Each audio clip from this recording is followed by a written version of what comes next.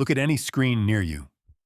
Every pixel of every image on every device you own is being decided, hundreds of millions of times a second, by an algebra of true and false, ones and zeros, on and off.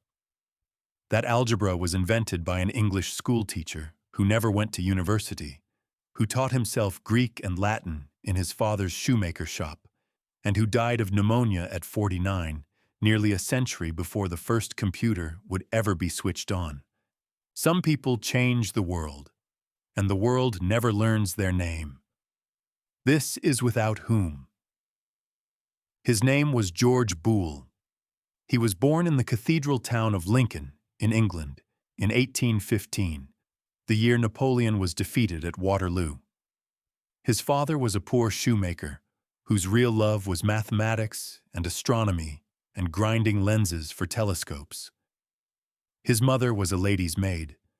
George was the eldest of 4 children, and from the moment he could read, he was the brightest mind in Lincoln. His father's workshop was crammed with brass instruments and second-hand mathematics books, and the boy worked through every one of them. By the age of 8, he was teaching himself Latin from a borrowed grammar. By 12, he was reading Greek poetry. By 14, he had published a translation of a Latin poem in the local paper. There was no money for university, but in his head he was already a scholar.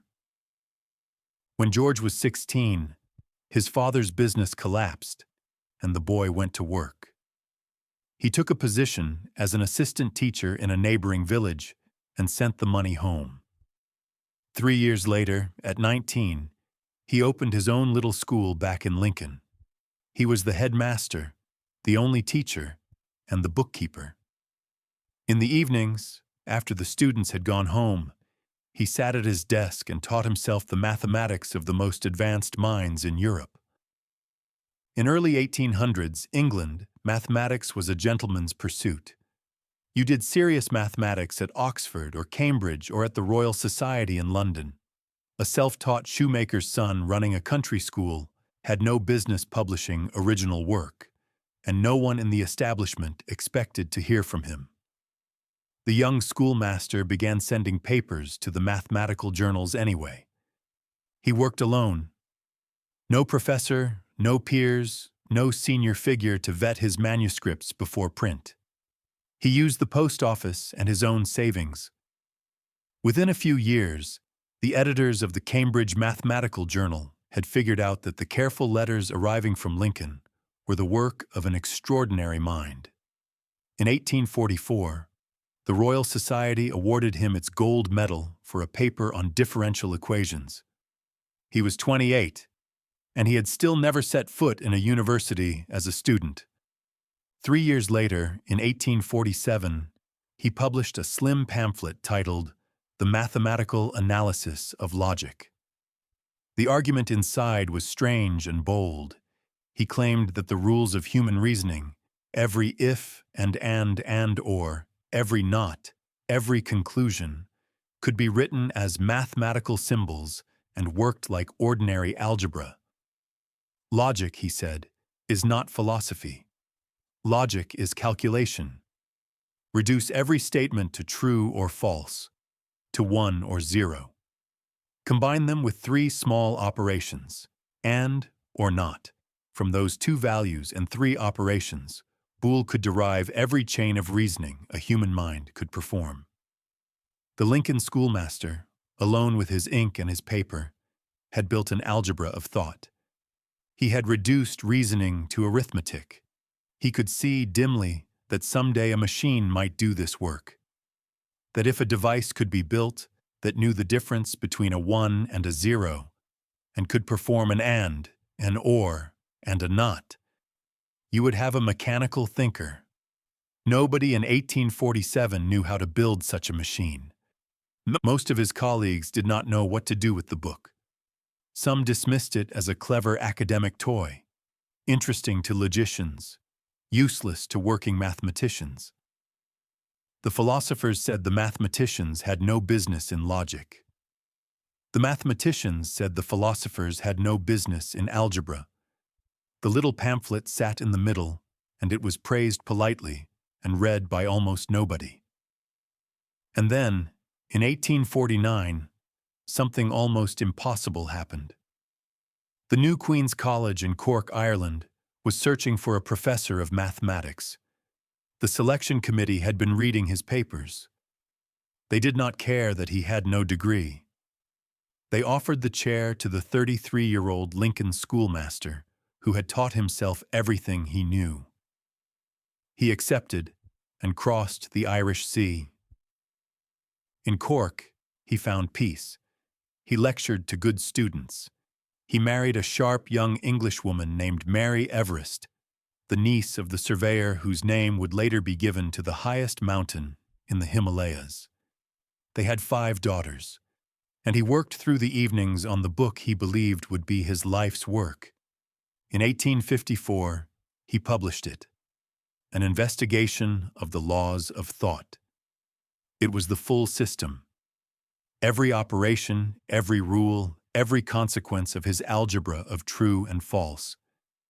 It is the book that founded what every mathematician now calls Boolean algebra. He sent a copy to his oldest correspondent in Cambridge, writing that he hoped one day it might prove useful. 10 years later, in late 1864, he walked 2 miles from his home to the lecture hall through a freezing rainstorm. He arrived soaked. He lectured for an hour in his wet clothes. That night, he developed feverish pneumonia. As the story has been passed down, his wife believed the cure should resemble the cause and poured cold water over him in bed. Working historians treat that detail as folklore. The pneumonia was real. George Boole died on the 8th of December, 1864, at 49, leaving 5 small daughters and a wife with no income. His algebra was nearly buried with him. For most of a century, it remained a specialist subject. A few logicians, a few mathematicians, a textbook here and there. It had no application. It described a kind of machine that did not exist and that no one was trying to build.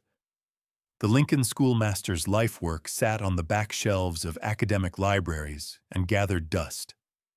And then, in 1937, a young American graduate student at the Massachusetts Institute of Technology was designing the circuits of a primitive electrical relay system. His name was Claude Shannon. As an undergraduate, he had taken one philosophy course that mentioned Boole's algebra. In his master's thesis that year, Shannon proved that every operation in that algebra, every and, every or, every not, corresponded to a switch in an electrical circuit. A closed switch is true. An open switch is false. Combine them with wires and you can compute. That single master's thesis is now widely called the most important master's thesis of the 20th century. Every digital computer ever built, every microchip, every phone, every router, runs on the principle Shannon proved that year. And the algebra underneath it was the one a self-taught Lincoln schoolmaster had written down 90 years earlier, after his students had gone home. Boole's name is not printed on the back of any phone. It is not on the splash screen of any operating system. The billions of children born this year into a world run by his mathematics will grow up never hearing his name. The shoemaker's son who quietly built the algebra of every computer is, to most of the world, a footnote in an old textbook. His old college in Cork is now University College Cork, and the mathematics building there is named for him. The small and not that filter, every search bar on the internet are still called Boolean. Lincoln remembers him with a stained glass window in its cathedral, and the algebra he wrote by candlelight is now the bedrock of one of the largest industries on Earth.